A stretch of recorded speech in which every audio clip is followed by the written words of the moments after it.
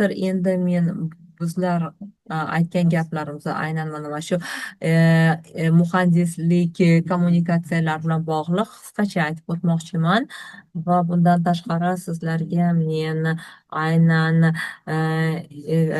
kommunikatsiyalarni ko'rsatib beryapman va bundan tashqari o'zingiz ko'rib turganingizdek mana ma'lumotlar modellarini siz ko'ryapsizlar. Bulardan foydalansa bo'ladi, gibrid modellardan foydalansa bo'ladi. Va ya'ni bular hammasi bulardan foydalansa bo'ladi. Keyin esa mana korporativ axborot tizimlariga o'tib veb xizmatlaridan foydalansa bo'ladi, topologiyadan foydalansa bo'ladi. Ya'ni bularni hammasini siz ko'ryapsiz, saqlab qolyapmiz va bundan tashqari mana mazkur ma'lumotlarni bizlar saqlab qolishimiz mumkin ham ikki o'lchamda ham uch o'lchamda va bundan tashqari hammasini ishlari trassirovkani ham amalga oshirsak bo'ladi va bundan tashqari mana shu veb servis darajasida ham ko'rsak bo'ladi va mm, o'ylaymanki bu albatta yordam beryapti bizlarga, ya'ni GIS darajalarini hozir bizlar tasniflaganimizda ko'ryapmiz qanday qilib mana shu injenerlik tarmoqlaridan, ya'ni muhandislik tarmoqlaridan qanday qilib bizlar foydalanamiz. Ya'ni bu yerda ko'ryapmizki eng asosiy masala mana mazkur topologiyadan qanday qilib foydalansak bo'ladi. Ya'ni bu hammasi o'zingiz ko'ryapsiz, o'zaro aloqasi yo'q. Ya'ni bundan tashqari, ya'ni aytmoqchimanki, bu raqamlashtirish uchun ham judayam muhim va yana bir muhim narsa, muhim daraja o'ylaymanki, bu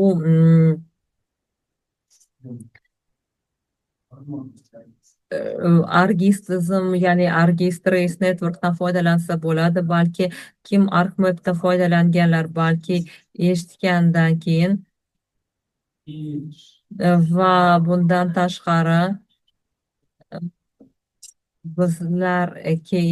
bizlardan keyin aytsak bo'ladi va bu aynan geometriya darajasida, ya'ni x, y, z, ya'ni agentlar o'zaro bog'liqligini aks ettirib beradi. Ya'ni bizlar bu yerda trassirovkani o'tkazsak bo'ladi va bundan tashqari bizlar mana shu sxemalarni ham hammasini tuzsak bo'ladi va yana bir muhim narsa,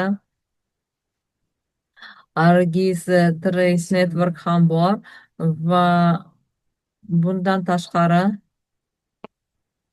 bu sizlarga yordam beradi va bundan tashqari buni ijobiy taraflari ham shundan iborat va yana bir muammo bu albatta texnologiyamiz, ya'ni Argiza texnologiyalarimizda va bu albatta buni muhim farqi trassirovka qismida buni o'ziga yarashirli ma'lumotlarning muayyan bir tizimi bor, tuzilishi va mana shu tuzilmaga haqida gapiradigan bo'lsak, mana obyektlarni to'plami bor va u mana tizimlarga mas'ul qism bilan bir bog'liq ma'lumotlar to'plami bo'lishi mumkin bo'ladi.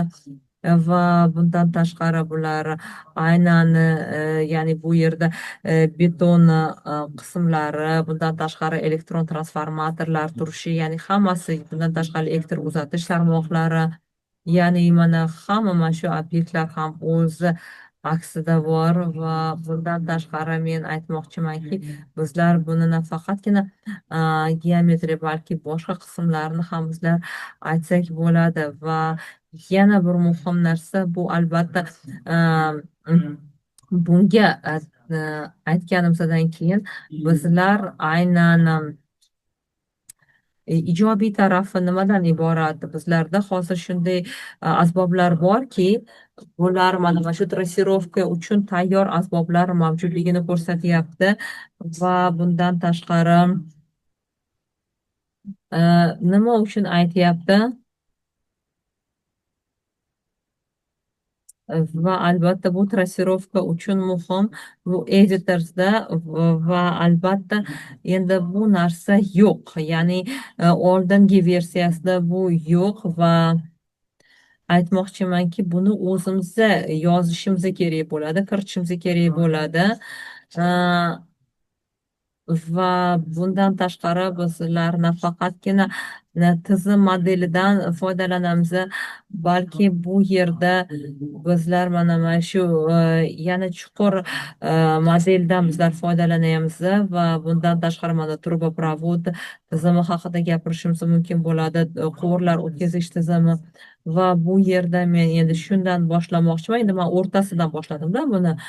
Va bu yerda mana Trace Networkni ham bizlar ko'rsak bo'ladi, qanday qilib bundan foydalansa va bulardan foydalanish osonroq.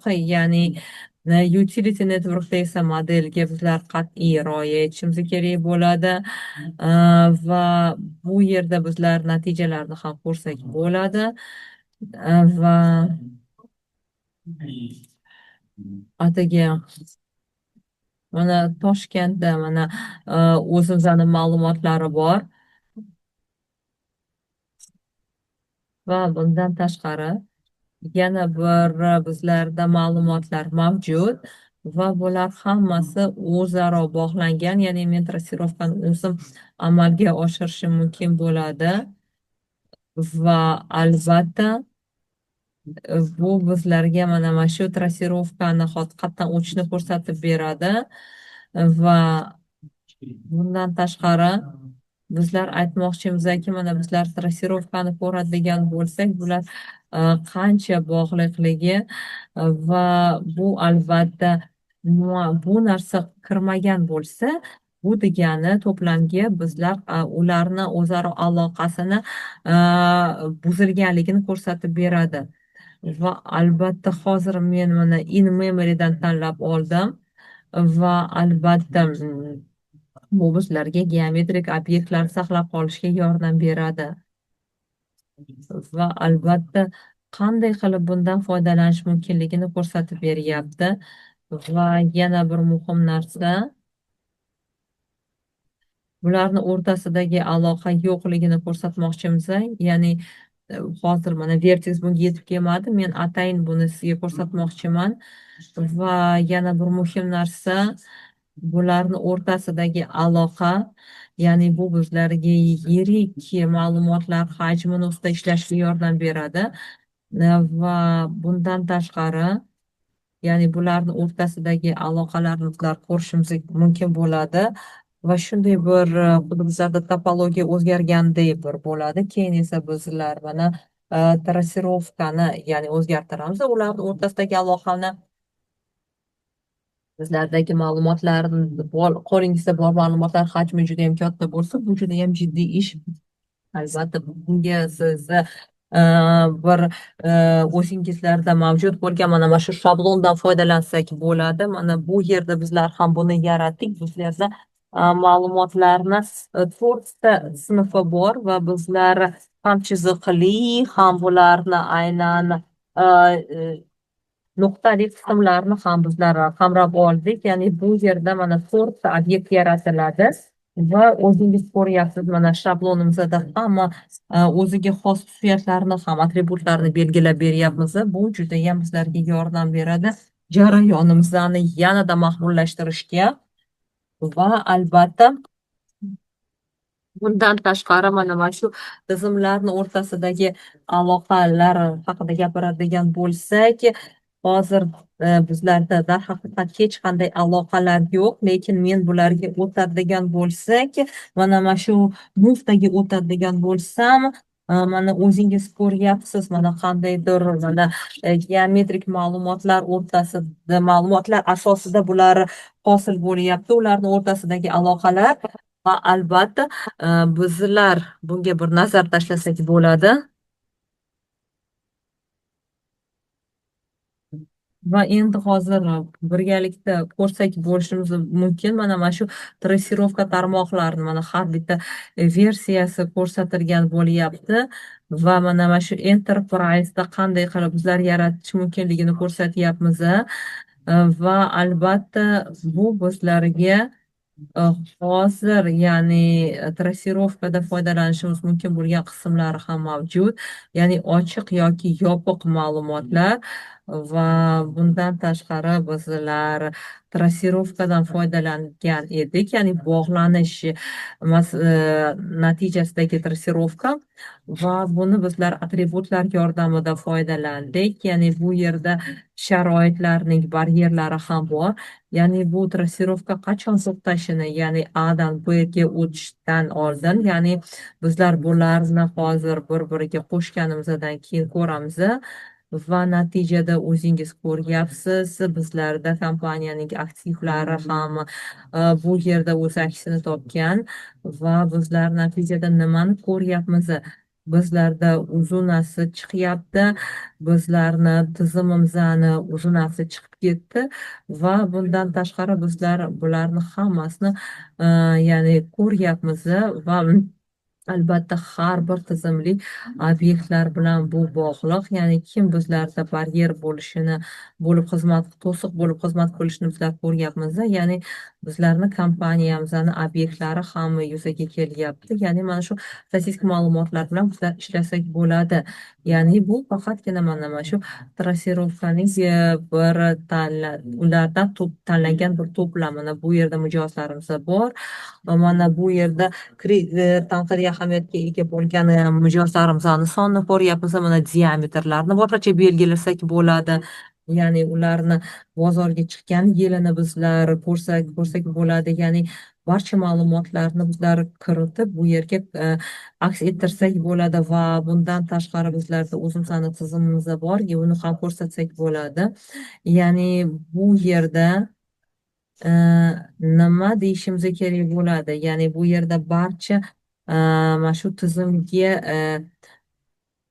kerak bo'lgan bizlarga tizimlarni bizlar aks ettiryapmiz. Ya'ni bular hammasi xarita bilan bog'liq. Ya'ni hozir muayyan bir qismlarni tanlab olishingiz mumkin bo'ladi.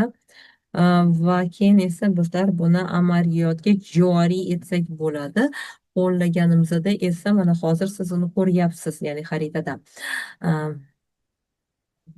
Ya'ni bu yerda qator yo'nalishlar bor va sizlarga boshqa variantlarni ham men ko'rsatmoqchiman. Va hozir sizlarni e'tiboringizni nimaga jalb qilmoqchiman? Bu yerda mana shu hozir mana shu yopilgan klapanlarni ko'rsatmoqchiman va keyin bizlar bularga qo'shimcha talablarni kiritishimiz mumkin bo'ladi. Ya'ni atributlar ochiq yoki yo'qmi, bunga teng kelyaptimi yoki yo'qmi, mana shunday qilib mana trassirovkani bizlar amalga oshirsak bo'ladimi? Va bundan tashqari bizlar mana shu narsani o'zgartirgan bo'lsak, albatta, ya'ni yuqori qismga o'tadigan bo'lsak, mana ko'rsatib berilyapti va bundan tashqari bizlar endi esa yana bir buni tushunchasini ko'rsak bo'ladi. Bu yerda mana shu asosiy magistrallarimiz saqlanib qolgan va bundan tashqari mana yanada umumlashtirilgan qismini ko'rsatmoqchiman mazkur sxemani. Ya'ni ularni kimga, ya'ni bular uyga, ya'ni uy xo'jaligiga tegishliligini ko'rsatib beraman va bundan tashqari o'zingiz ko'ryapsiz mana mazkur sxemani ko'rinishini, ya'ni umumiy ko'rinishiga ega ekanligini ko'ryapsiz va bizlarda barcha ma'lumotlarimiz mavjud va albatta bizlarda mana hozir ma'lumotlarni shunday yaratsak bo'ladiki, ya'ni bizlarga qanchalik kerak bo'lishini, ya'ni bizlarga qancha kerak bo'lgan unsurlarni, ya'ni ham xaritada tasvirlasak bo'ladi. Va bu aynan bu mana shu trassirovka imkoniyatlariga kelyapmiz.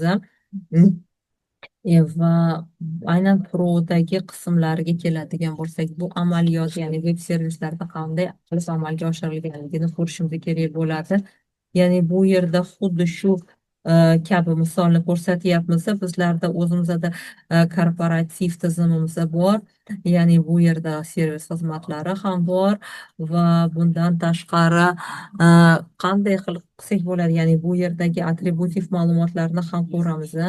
va bundan tashqari albatta bizlar ITdan orqali murojaat qilsak bo'ladi. Ya'ni bizlar qo'shimcha widgetni Experience Builder uchun yaratsak bo'ladi. Ya'ni bu yerda mana shu nuqtani belgilab bersak, mana trassirovkani o'tkazamiz. Ya'ni bu trassirovka bizlarga nima kerakligini, ya'ni qaysi mana shu ventillarni yopib, bizlarda mana shu quvurda qandaydir uzilish yoki buzilish bo'lsa, bizlar buni ko'ryapmiz. Ya'ni mana shu quvur ochiqligini va yana bir muhim narsa, hozir bu yopilganini ham ko'ryapmiz. Ya'ni bizlar mana shu ma'lumotlarni tizimlardan olishimiz mumkin bo'ladi. Ya'ni bu yerda mana shu tizimlar, ya'ni serverdan olsak bo'ladi va mana shu mijozlarimizdan ko'ryapmiz. Ya'ni bu kimga taalluqliligini ko'ryapmiz va mana shu fayllarni bizlar ko'rsak bo'ladi. Bevosita, ya'ni integratsiya qilishimiz kerak bo'ladi tizimimiz bilan va bu keyin tizim ma'lumotlarni, ya'ni avtomatlashtirilgan tarzda jo'natadi. Ya'ni mana shu trassirovka tizimi bu judayam bir muhim tizim. Bizlarga soddalashtirilgan ma'lumotlar modeli bilan ishlashga yordam beradi va albatta bu sizlarga trassirovka uchun kerak bo'lgan ma'lumotlardan foydalansa bo'ladi. Bular o'zi odatda trassirovka uchun foydalaniladi va bu hammasi mana shu geometrik aloqalarga tayangan. Ya'ni mana PowerZda ishlaymiz. Ya'ni bu yerda mana shunaqa import tizimlarimiz bor. Ya'ni arithmetika, mana geometrik tizimlardan olsa bo'ladi. Ya'ni bu hammasi foydalanishda ham judayam bir soddagina bir tizim va bundan tashqari bundan foydalanish yo'li ham bor va bundan tashqari bizlarda ma'lumotlar bor. Professional plus versiyalari ham mavjud va bundan tashqari bizlar mana ma'lumotlar modelini yaratsangiz bo'ladi albatta, ya'ni lokal tarzda va bundan tashqari bizlarda albatta Argis Enterprise'da kerak bo'ladigan korporativ ma'lumotlar va bu sizlarga o'ylaymanki ham qo'l keladigan tizim va yana bizlarni mana servislarimizda ham buni e'lon qilamiz. Servislar orqali bu tahlil, trassirovka amalga oshiriladi va bu yerda albatta bizlarga litsenziyalar ham kerak bo'ladi ishlarimizni bajarish uchun va albatta yana bir muhim narsa, bu mana shu pro versiyamizda ham ko'rmasak bo'lmaydi. Ya'ni bu degani bizlarda Argis Enterprise'da bu kiritilishi kerak bo'ladi. Katta rahmat e'tiboringiz uchun.